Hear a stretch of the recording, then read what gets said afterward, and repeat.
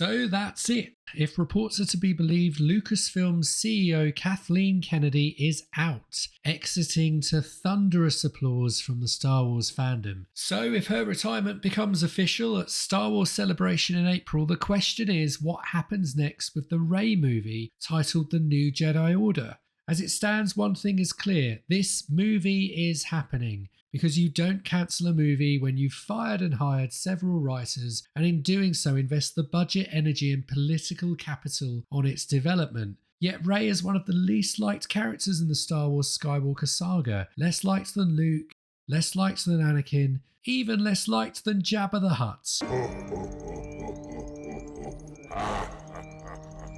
And financially she's associated with a less successful trilogy of movies. So why continue with her as the focal point of another movie? Part of it might be inertia. She's now the established Jedi hero of Star Wars, so let's continue. But despite being less liked and associated with a less financially successful trilogy of movies, they are going ahead with her as the focal point of another. So what I want to do in this video is outline with data and observation why that is not a good idea for audiences or for Disney profitability. And let's be clear as we kick off the deconstruction, this video will not be about culture wars and gender politics, which is why you should keep watching. Because in this deconstruction we have the evidence in the sequel movies that whether she is female or male, Rey is a poor quality character. And my goal here is to highlight this in an objective way to help make the case in the fandom and in hope that this analysis reaches Lucasfilm. And to that point, I need to ask you to please subscribe and like this video so we can make sure as many people as possible see this data and evidence and that it gains traction to help what we expect to be a new Lucasfilm CEO justify what I hope will be a pause and a pivot to other projects. So let's get started. To look at the data, we first need to establish what Rey's character needs to achieve to be successful. Ultimately, her job is to be the hero of the movie, the vehicle for the plot that moves the story along and takes the audience with her to experience the highs and lows before the end where she emerges the better for it. This is not a new idea, it's the hero's journey, a journey where the character learns through failure and challenges to become the hero the world needs. And it's especially important for a Jedi and their relationship with the Force. As they navigate the pull to the light or the dark side, and whichever path they take, we join them as they discover, train, suffer, and learn to become strong with the Force. So if we agree that's Rey's role in the sequel movies, let's look at a more liked Jedi hero and one associated with a more financially successful trilogy, Luke Skywalker, and then later we'll compare him to Rey. I'll do this by classifying the scenes Luke appears in by outcome, where green is a success, grey is indifferent, and red is a failure, alongside moments of personal loss in purple, with the thickness of lines representing the number of seconds in that scene and its relative importance to the story. What we're looking for here is balance. That we have a character who experiences failures and setbacks to balance the successes, the journey a hero takes to become the hero they need to be. And with Luke we see this degree of balance. Yes, he succeeds more than he fails, but alongside the successes in green are punctuations of red and failure. Yet when we break it down by movie, we see few failures in his first film, A New Hope, and more successes, with his one significant failure getting caught in the tractor beam and pulled to the Death Star. But after this, he's generally successful, culminating in his destruction of the Death Star. His use of the Force and taking the shot leads to a great climactic ending, but it is an improbable one. Yes, we later learn he's Anakin's son, but he had limited training, and despite Bullseye and Womp Rats at home, it's an improbable success. But it's from The Empire Strikes Back that we see Luke's character build through a series of failure and pain before becoming a Jedi. Like at the beginning when he's caught by the Wampa and Han rescues him, his failure to believe in his training with Yoda, and of course at the end when he takes on Vader and loses with his hand cut off for good measure. In this moment we see a wake-up call, a reality check that life often hits you in the face with. And it's something that many of us can relate to. We fail in a way we don't expect, and we have to learn from it and become better and stronger in our character. Then in Return of the Jedi, he duly comes back stronger, battle-hardened with more confidence, rescuing Han from Jabba the Hutt. But even with this strength, he fails. He fails to convince Vader to turn back to the light. He succumbs to Palpatine's goading, using the dark side to beat his father Vader. But then he resists the temptation to fully turn and remembers Yoda's training, that it's knowledge, wisdom and balance with the Force that makes a Jedi. And this is the moment he becomes one.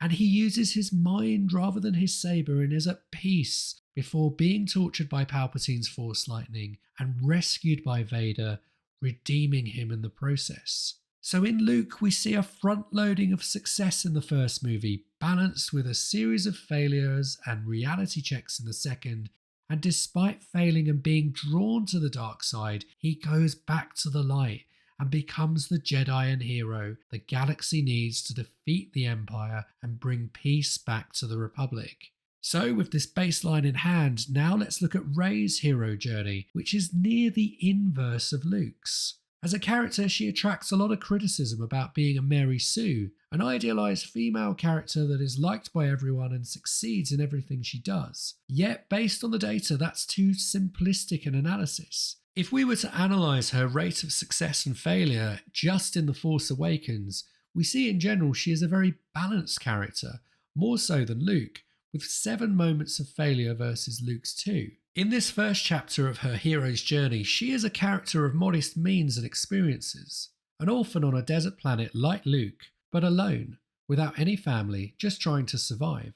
Whereas Luke, by comparison, has a family and good conditions, despite his complaining they won't let him leave for the academy. And with Rey, we see a series of failures that suggests a character that needs to grow and learn. Like when she has the opportunity to take Luke's saber yet runs away to the forest, when she first faces Kylo Ren and is completely controlled and toyed with, or when she watches on helplessly as Han dies. And like Luke, she ends her first movie with an improbable success, defeating Kylo Ren in a lightsaber duel the first time she picked one up.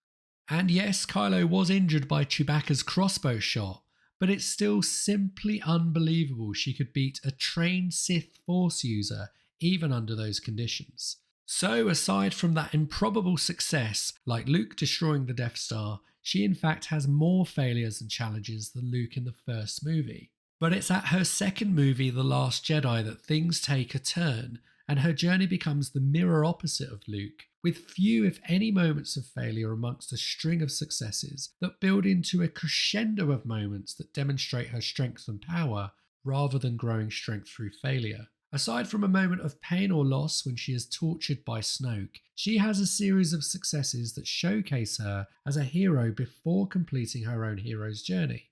A seasoned lightsaber duelist who can fight her way through experienced royal guards, a fighter pilot who can draw away enemy fighters to win a battle, a Jedi so strong with the Force that she can overpower Luke, a battle-hardened Jedi with more experience. And in The Rise of Skywalker, this centre of gravity to success becomes even more pronounced, where the few moments of failure are less a demonstration of weakness she needs to learn from, and more a show of her awesome power that she cannot control, like when she destroyed the ship she thought was transporting Chewbacca with Force lightning. And across the 3 movies, we see she has several lightsaber duels and does not lose a single one. This is quite symbolic, that with the weapon of a Jedi in her hand, she either wins or ends a duel in a stalemate. So she doesn't need to learn or adapt, she just needs to be who she is. And so when we get to her finale success in overcoming Palpatine with the double lightsaber deflection of his Force lightning, it has less impact than Luke's finale. Here she is just showing what we saw before, the ability to win.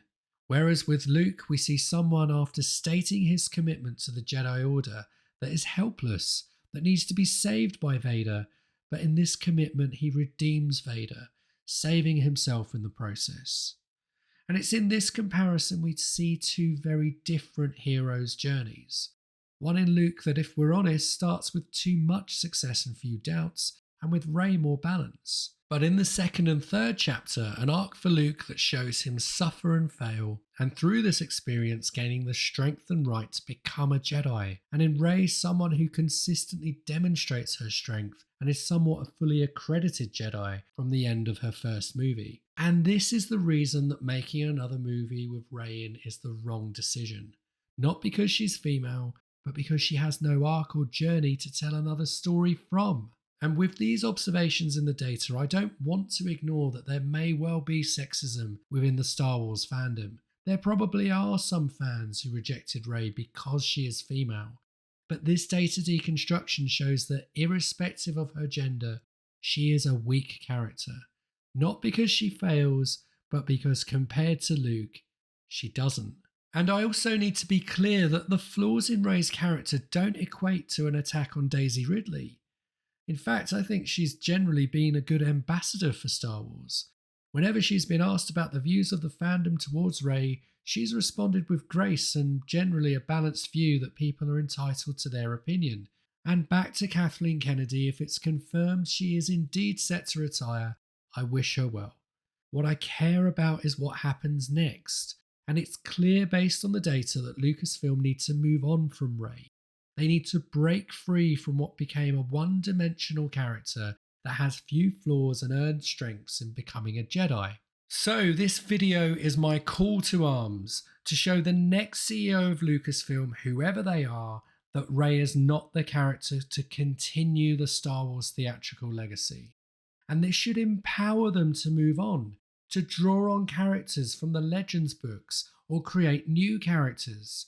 Characters that grow, characters that grit their teeth through failure and gain strength in the process, giving audiences a story that they can enjoy and learn from, anchored on the essence of Star Wars in the battle between the light and the dark side of the Force. So to help in this call to arms, can I please ask that you like this video and subscribe? Let's get this data to as many Star Wars fans as we can to influence what Lucasfilm do next and use data and observation to save Star Wars.